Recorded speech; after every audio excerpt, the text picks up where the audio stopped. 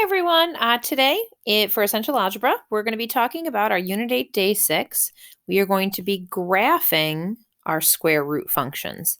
So far in this unit, we've done a lot with radicals. We've simplified them, added them, subtracted them, multiplied, divided them. And here's just another way for us to look at our square roots graphically. All right, so the first thing we want to talk about is the parent function.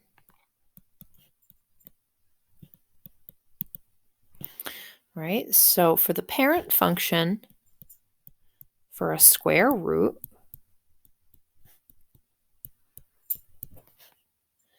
is y equals the square root of x.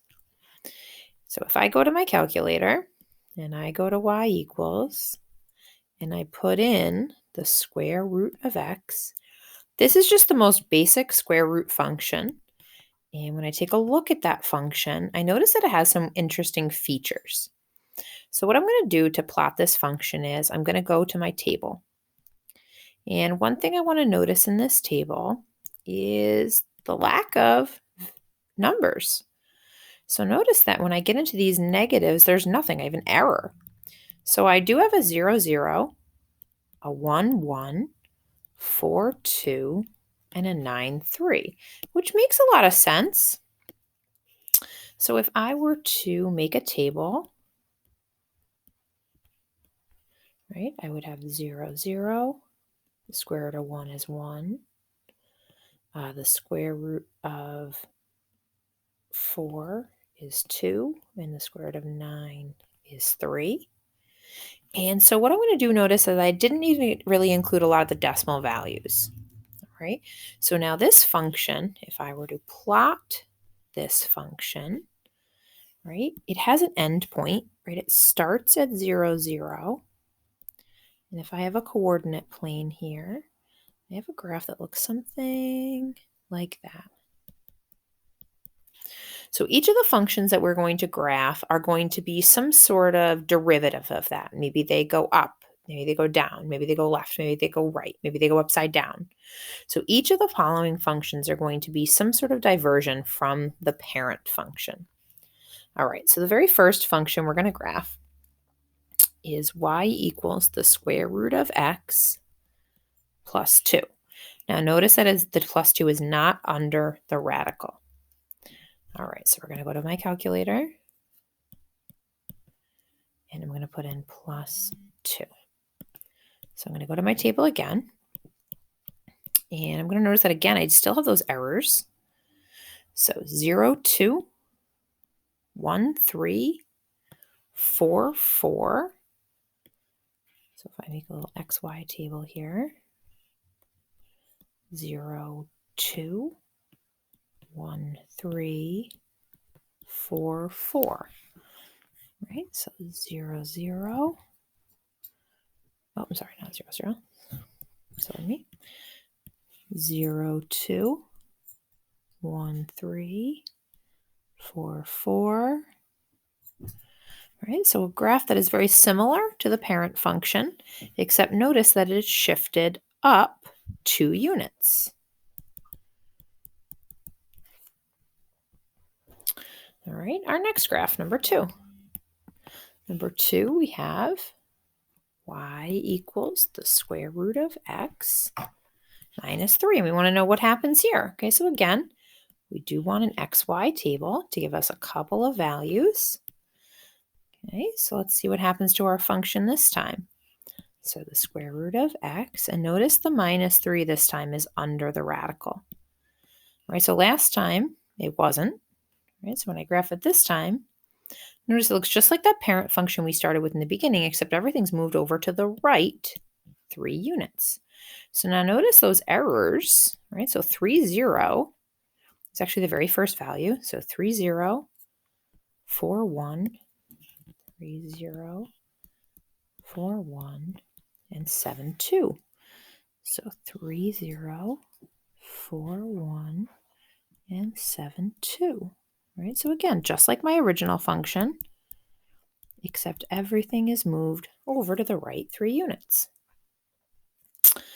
Number 3. we have y equals 2 times the square root of x plus 1. So now notice we have a number on the outside. We want to know, okay, well, what happens when we put a number on the outside?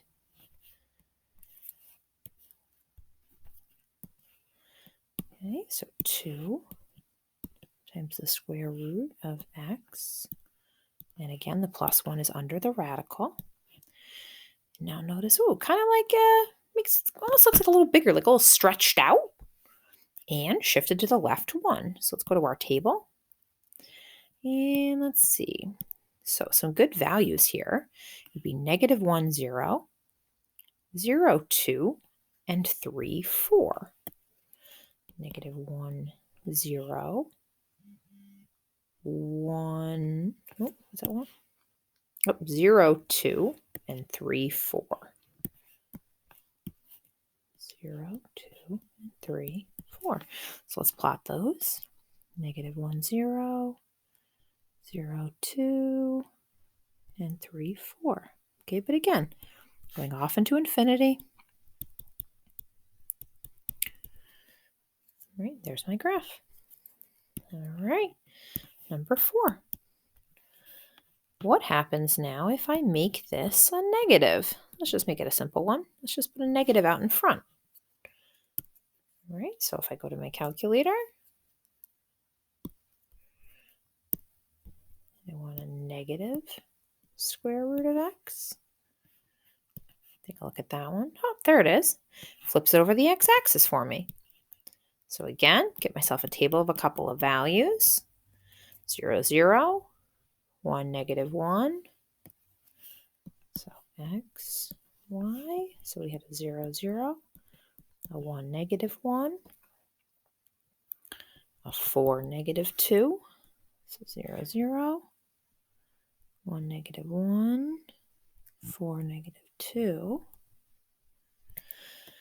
All right. Now, another thing we didn't really talk about in these are what the domain and the range. Okay, so let's actually go back a little bit.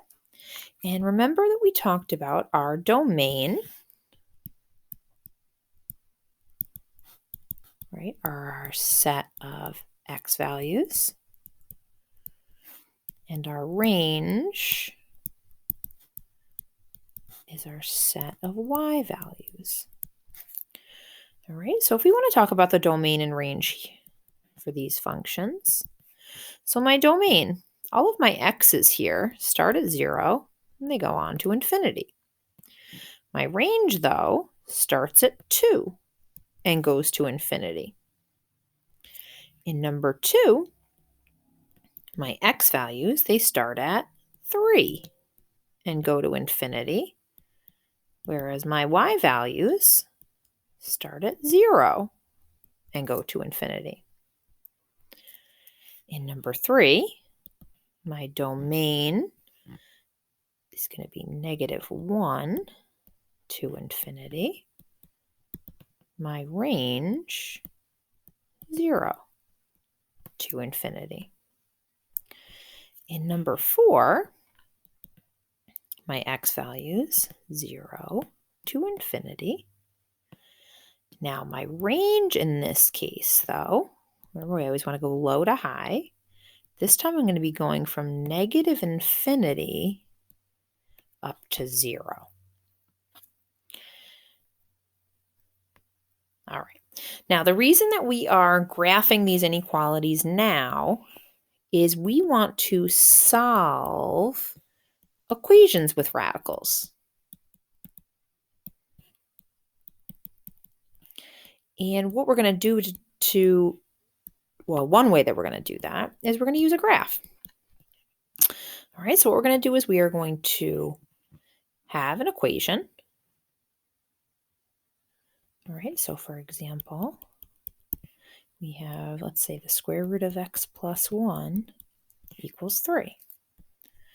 All right, so what we're going to do is we are going to graph the left side and then the right side. And we want to find the intersection. The intersection then will be our solution. So I want to graph out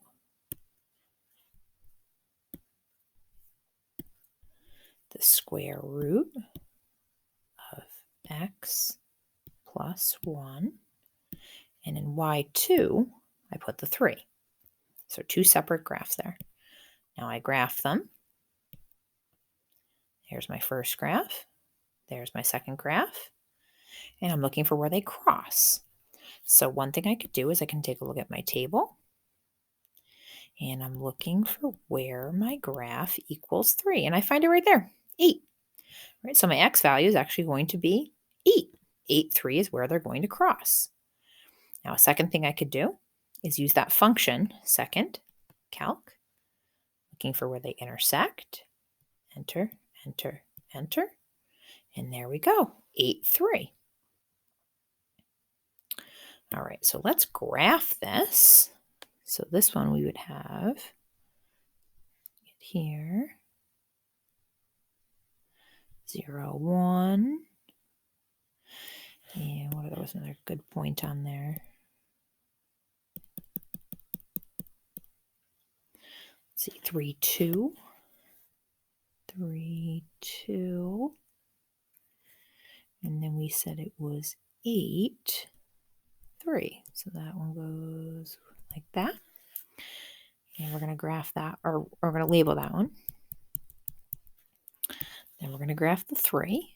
So right here, my y equals 3. And right there, there's my intersection point, 8, 3. Therefore, x equals 8.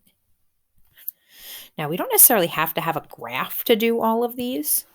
So if I wanted, I can sketch them. So I'm going to have 2 times the square root of x minus 6 equals 4. All right, so when I'm sketching it on my own, I make myself my own little set of axes.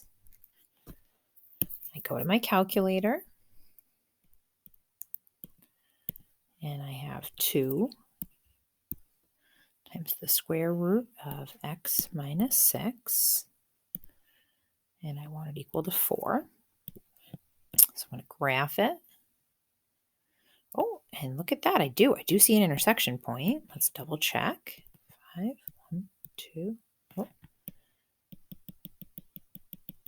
Oh, it's not on my curve yet.